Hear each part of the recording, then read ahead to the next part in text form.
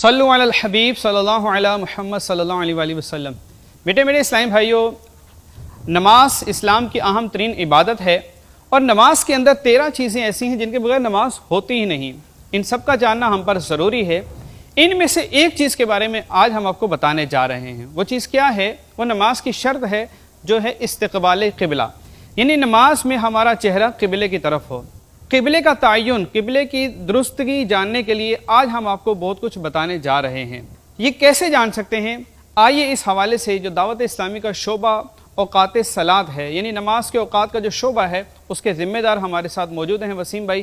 آئیے وسیم بھائی سے اس حوالے سے معلومات لیتے ہیں۔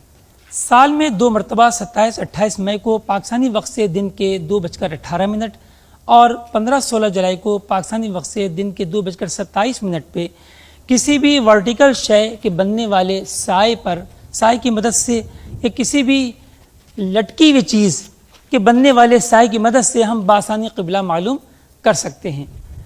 دیکھیے، کسی بھی شے کا سیدھا کھڑا ہونا آسمان کی جانب یہ ضروری ہے، کسی بھی جانب وہ جھکی نہ ہو۔ پیارے اسلامی بھائیوں، کسی بھی چیز کو یہ دیکھنے کے لیے کہ وہ ورٹیکل یعنی عموداً کھڑی ہوئی یا نہیں، تو اس کے لیے اپنے یہ لوہے کا لٹو ہے جس کو سال کہا جاتا ہے، سال، اس کی مدد سے اپنے جو ہے وہ اس کو چیک کیا جاتا ہے کہ یہ بالکل سیدھا ہے یا نہیں۔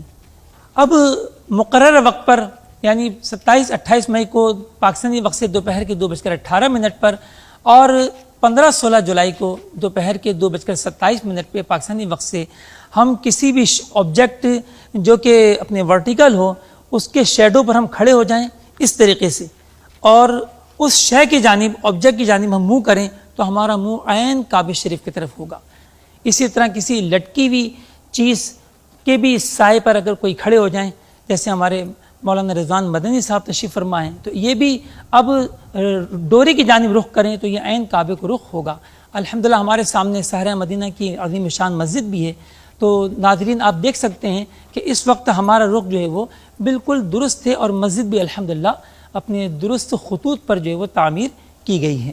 پیارے اسلامی بھائیوں، اگر مسجد کے رخ میں یا گھروں میں جو قبلہ رخ آپ نے پہلے نمازیں پڑھی ہوں ان میں اگر اپنے تھوڑا بہت آپ کو فرق دکھائی دے تو آپ پریشان نہ ہوں۔ الحمدللہ شریعت مطہرہ میں بہت آسانیاں ہیں، اور عین قبلہ رخ سے 45 ڈگری رائٹ اور 45 ڈگری لیفٹ کے اندر جو نمازیں پڑھی گئیں وہ سب درست ہو گئیں۔ پیارے اسلامی بھائیوں، کیا یہ سارے اہتمام کی ضرورت ہے؟ تو ابھی ہم ایک صحرا میں موجود ہیں، اس لیے ہمیں سارے اہتمام کرنے پڑے، ورنہ مساجد میں، گھروں میں بہت سی چیزیں ایسی ہوتی ہیں کہ وہ پہلے ہی سے ورٹیکل کھڑی ہوئی ہوتی ہیں۔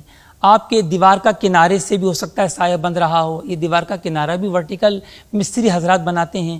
گھر کے دروازے سے، دروازے کی چوکھٹ سے سایہ بن رہا ہو، کھڑکی سے سایہ کمرے کے اندر آ رہا ہو، یا کوئی کھمبا لگا ہوا ہو، اپنے عموماً وہ بھی جو ہے وہ اپنے ورٹیکل ہی لگائے جاتے ہیں، تو یہ ساری چیزیں آپ کو قبلے کا شناخت کا ذریعہ بن جاتی ہیں۔ یعنی سورج خانہ کعبہ کے اوپر ہوتا ہے، اب آدھی دنیا میں جہاں جہاں دن ہے وہاں پر اپنے جو ہے ہم اپنے ٹائم ڈیفرنس کے ساتھ ہم سمت قبلہ ایکوریٹ معلوم کر سکتے ہیں۔ اچھا وسیم بھائی، یہ تو ہو گیا 2:18 پاکستان کے لیے۔